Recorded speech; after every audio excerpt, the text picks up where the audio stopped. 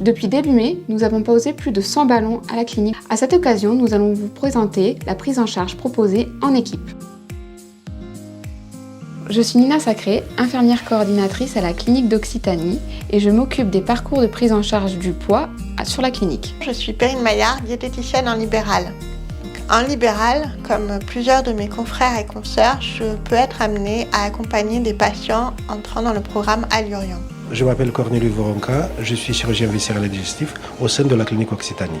Au sein de notre établissement, nous prenons en charge l'obésité et le surpoids. Nous avons une équipe multidisciplinaire avec une prise en charge globale et multifacette. Mon rôle est d'accompagner et d'organiser le parcours patient avant, pendant et après la pose du ballon. Je propose sur rendez-vous un forfait de 6 consultations ou des consultations à la carte. Ces consultations sont payantes, mais sont souvent remboursées par les mutuelles. Le but est d'accompagner les patients dans l'instauration de changements durables au niveau de leur alimentation pour pérenniser les résultats de leur ballon. Cette prise en charge est adaptée à chaque cas de figure. Pour les patients qui ne remplissent pas les conditions de prise en charge chirurgicale ou qui ne souhaitent pas de chirurgie, nous pouvons proposer une prise en charge médicale qui peut être éventuellement associée à la pose d'un ballon gastrique.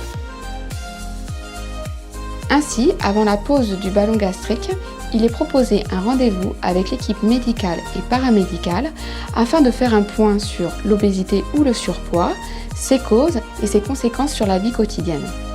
Ainsi, nous pouvons proposer un parcours personnalisé tenant compte des besoins et des attentes du patient.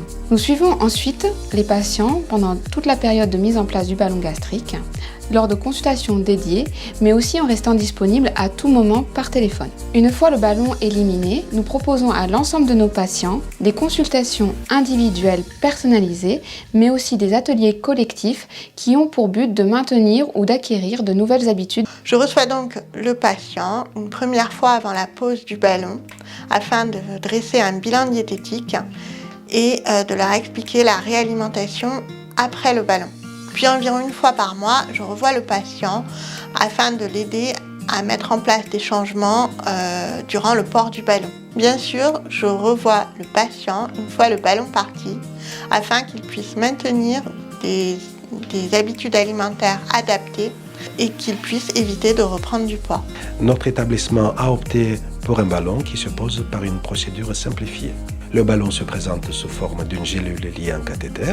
Celle-ci est ingérée par le patient sous contrôle radioscopique. Le ballon est rempli de liquide et le cathéter est retiré avant de s'assurer que le ballon est bien placé.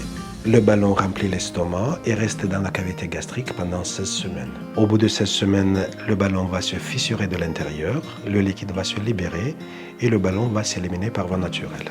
Il n'y a pas d'anesthésie pour la pose ni pour l'ablation. La procédure est simple et très bien tolérée. On peut espérer, d'après les études, une perte pondérale de 15%. Les contre-indications pour ce type de ballon sont rares et sont expliquées par le praticien lors de la première consultation. C'est une activité récente dans notre établissement, mais nous sommes forts d'une expérience de plus de 150 ballons posés depuis 10 mois. Le degré de satisfaction de nos patients est proche de 100%.